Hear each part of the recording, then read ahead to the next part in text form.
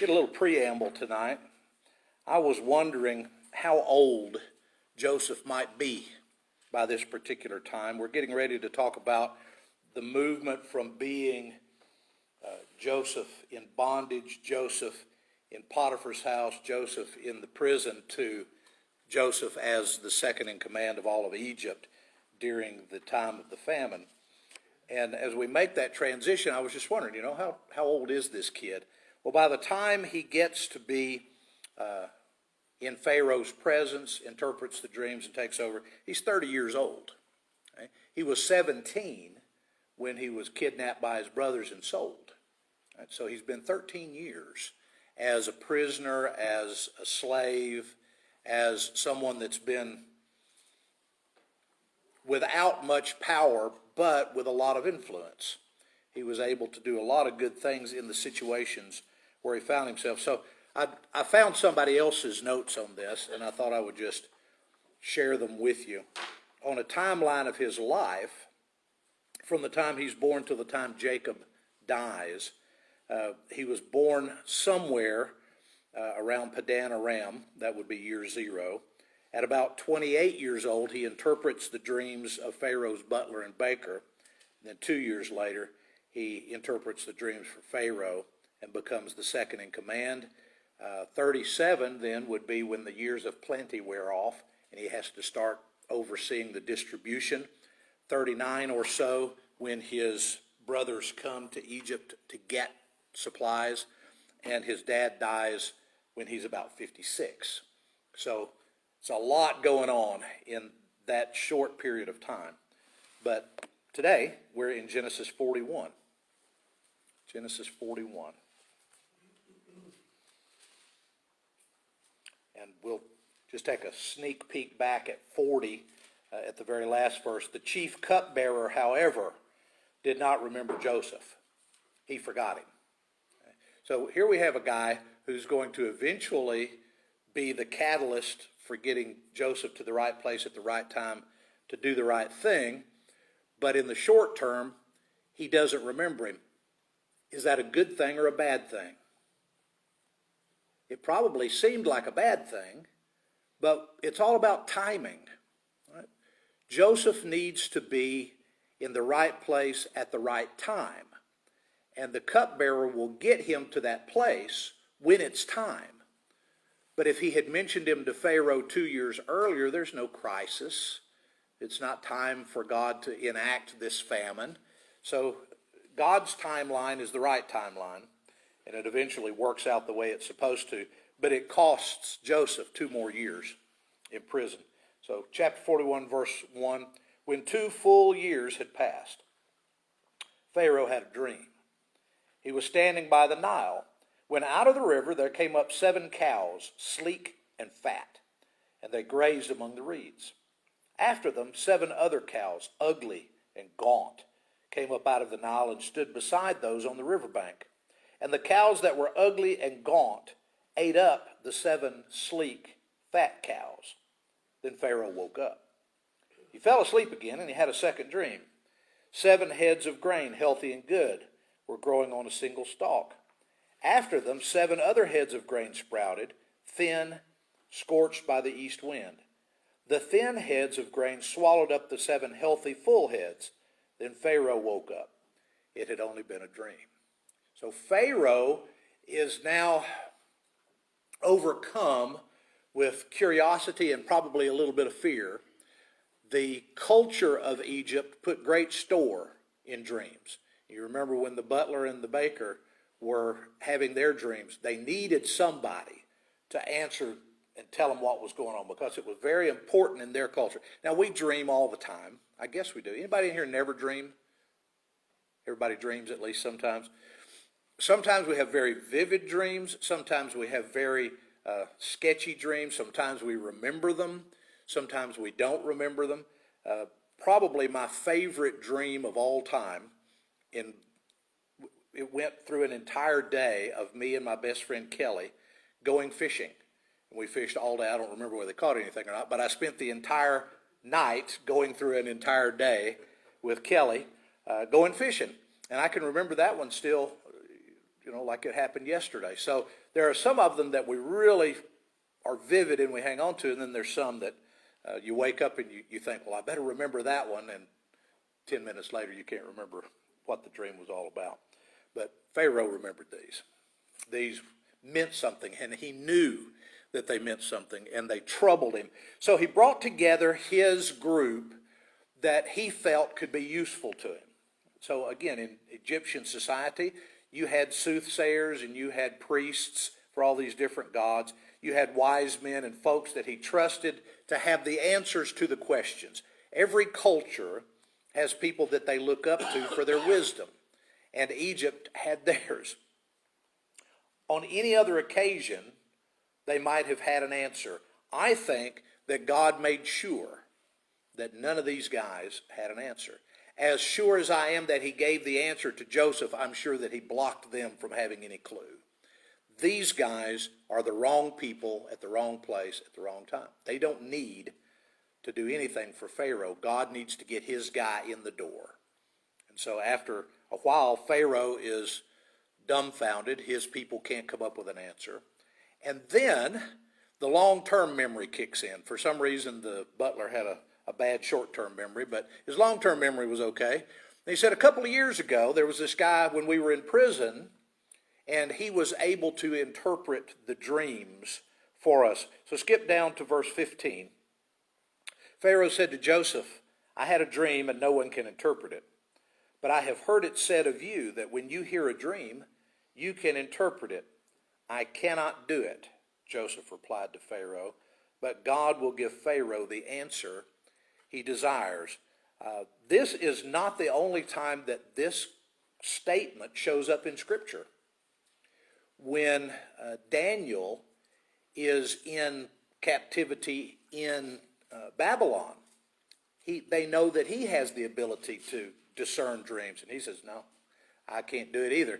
God will give you the answer to your dreams. So when Nebuchadnezzar has these big outlandish dreams, he calls for Daniel, and Daniel says the exact same thing. It's not in me, it's in God. And both occasions, the Pharaoh and Nebuchadnezzar are amazed at the God of Israel as a result of the interpretation of their dreams. So he says, I can't do it, but God will give you the answer. So Pharaoh tells him the two dreams. The ugly gaunt cows eat the 7 fat cows.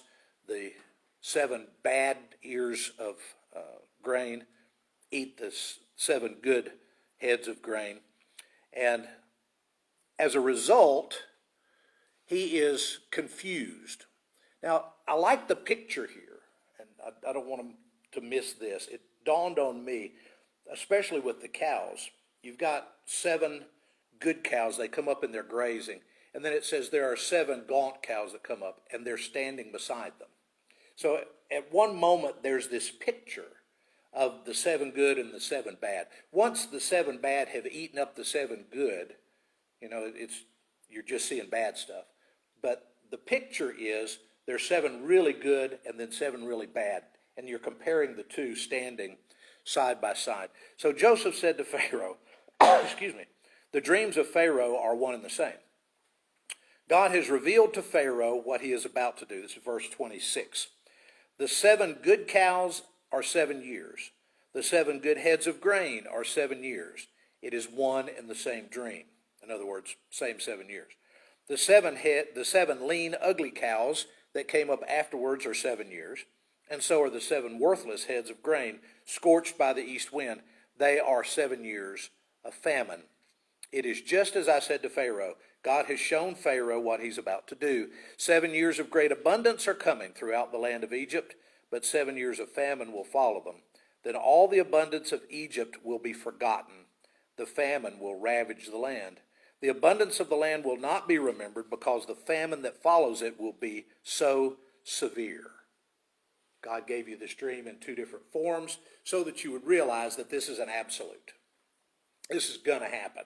And it's going to happen soon. So you need to get things ready for what's about to happen to Egypt. When Joseph says to Pharaoh, to his face, what's about to happen is the Egypt that you love is going to be gone.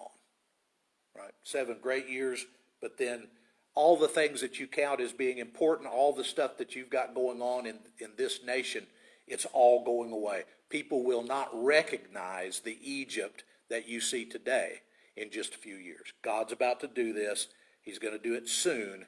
You need to do something about this. One thing that I wanted to point out and almost forgot, when Joseph is called before Pharaoh, let's see, verse 14, Pharaoh sent for Joseph. He was quickly brought from the dungeon. When he had shaved and changed his clothes, he came before Pharaoh. The idea of Egyptian culture made me remember this. The Egyptians were very, very different from the rest of the folks around them. In the area of Canaan, where the Israelites lived, and then later on under the old law, men all wore beards. I mean, it was a given. There were laws in the old covenant on how you were to handle your beard because of the way that other cultures who worshiped other gods handled their beards. So there's a clause in there, you are not to cut off the corners of your beard. In other words, don't trim your beard in a certain way, because if somebody sees you with your beard trimmed in that certain way, they'll think you're a worshiper of God X over here. So there were all kinds of regulations on facial hair. The Egyptians did not wear facial hair. The Egyptians were clean shaved. They might have one of those little goatees, but for the most part, they were clean shaven. A lot of them shaved their heads. Some of them shaved from head to toe. They didn't like to have bushy body hair going on. And so when Joseph was getting ready to go see Pharaoh, he knew where he was going, and he shaved. So he's clean cut, he shaved. He didn't have any reason to be clean cut and shaved in the prison. You know, who are you going to see in the prison? But he was going to see Pharaoh, so he cleaned up, shaved, so that he would fit into the culture. We'll notice later on that when all of his family moves to Egypt, that they go to the land of Goshen, which is a really nice area. But the reason they go to Goshen is that Egyptians hated shepherds, and they were all a bunch of shepherds. So they couldn't mingle in polite society because they were a bunch of shepherds. So they kind of cubbyhole them down there in Goshen. And so before they leave, excuse me, for Canaan, they live about 400 years down there in the land of Goshen because they're so different from the rest of Egyptian society. So Joseph basically tells Pharaoh, the Egypt that you know is about to go away because there's going to be such a severe famine. This wasn't uncommon. Famines happened fairly regularly, and they usually lasted a while because once you had a bad year, it was difficult to reestablish crops. What would happen mainly in Egypt is the waters would come in from the sea up the Nile River and flood all of the lowlands in Egypt. When the floods receded, then it was great time to grow crops. And for this 7 years of famine, probably what happened is that the waters did not rise in the Nile and they didn't flood the Nile River Valley, and there was no way to, they didn't have an irrigation system.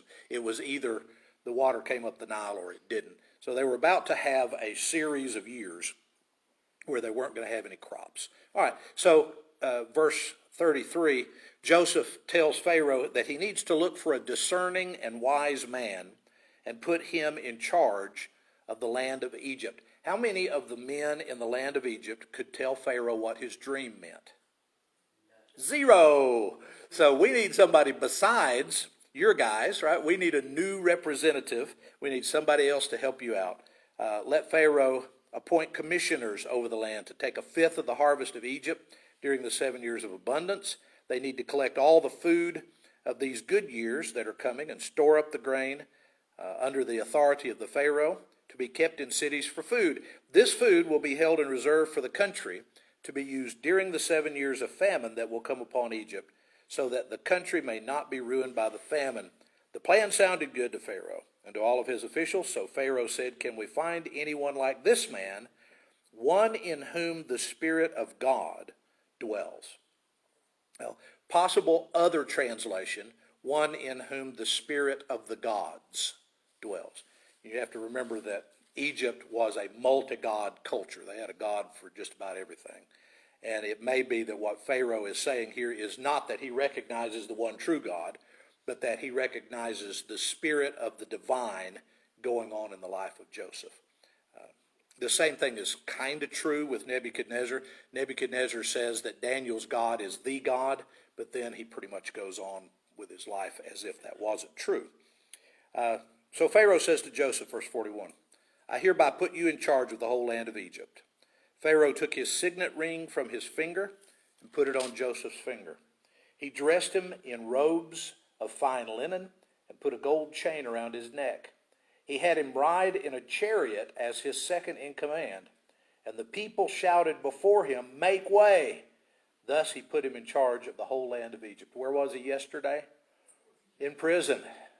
Well, yesterday he's in prison. Today he's in a chariot with people leading the parade and saying, make way, make way. This is an important somebody. You don't get from point A to point B without God's intervention. Right? He just steps up and says, this is where I need you, and this is what you're going to do. Joseph doesn't really get much of a vote in any of this, does he? I guess he could have said, no, I don't want to do what God wants me to do, but Joseph is a man of character, and he knows that God can answer the question, so when Pharaoh asks it, he just gives him God's answer, and God opens up this tremendous opportunity for Joseph. Now, having said that, is this about Joseph? It's not. Don't lose sight of where we're headed. This is about us. Right? This is about the Savior. This is about God's plan for redeeming man. We've got Abraham, Isaac, and Jacob, who were all given this tremendous promise, through your seed, all the nations of the earth will be blessed. If Joseph doesn't go to Egypt, and the famine ravishes Jacob's family to the point where we don't have that promise anymore, what happens? Right, so God blesses Abraham, he blesses Isaac, he blesses Jacob, he blesses Joseph, because we're on the way to Jesus. There are times in Israelite history when you can just squint real close and look real hard, and you just can't find it. You can't find the plan. It just seems like it's disappeared in there sometimes, especially during the latter years of the southern kingdom, the kingdom of Judah. It just looks like, come on, has God just decided to let it go? It doesn't look like he's doing something specific. You can't miss it with Joseph, right? In this generation, Joseph is exactly where he needs to be, doing exactly what he needs to do. So Pharaoh said to Joseph, verse 44, I'm Pharaoh, but without your word, no one will lift a hand or a foot in all of Egypt. Pharaoh gave Joseph the name Zaphanath-Paneah, and gave him Asenath, the daughter of Potipharah, the priest of On, to be his wife. So Joseph went throughout the land of Egypt. Now, he's being honored, right? Who does he get to have for a wife? The daughter of a false god's priest. So that's a little, again, if you're looking at every little angle and you say, well, okay, do I see the hand of God working here? That's a little odd. But what Pharaoh thought he was doing was honoring Joseph.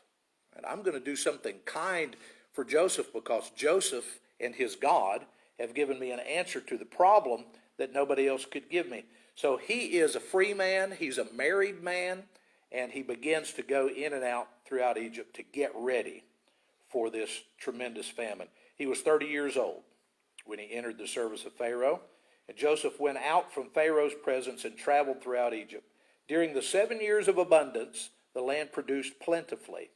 Joseph collected all the food produced in those 7 years of abundance in Egypt, stored it in the cities. In each city, he put the food grown in the fields surrounding that city. Joseph stored up huge quantities of grain, like the sand of the sea. It was so much that he stopped keeping records. It was beyond measure. So when you're comparing, you've got 7 good years and 7 lean years. And it sounds like the 7 good years would be like normal, years that you make your crops and things work. And then the 7 bad years would be years that you don't make a good crop. The 7 good years are amazing years, way beyond what anybody would have imagined. So again, you've got Joseph in control of the system, and Joseph is the next in line to that promise. I will bless the ones that bless you. Pharaoh blesses Joseph, puts him in a place of prominence, and Joseph's influence and his standing with God just turns loose God's blessings on Egypt. When we get finished with Joseph, we get to the end of Genesis and start Exodus, the first idea we run into is there arose in Egypt a Pharaoh who did not know about Joseph. Right? And following that, God absolutely annihilates Egypt, just tears them up. Why? No God-man. Right? You need the representative of God. You need Joseph in this place at this time so God can pour out all these blessings. So it's not just nice years. It's the best years. It's tremendous harvests. And he begins storing up the huge quantities of grain. Before the years of famine came, 2 sons were born to Joseph by Asenath, daughter of Potiphar, the priest of On. Joseph named his firstborn Manasseh and said, it's because God has made me forget all of my trouble and all of my father's household. The second son he named Ephraim and said, it's because God has made me fruitful in the land of my suffering. Joseph is happy. Isn't that nice? Joseph is finally happy. Things are going his way. He's in a place of prominence. He's in a place of influence. And he does his job well. Right? You like that feeling, don't you?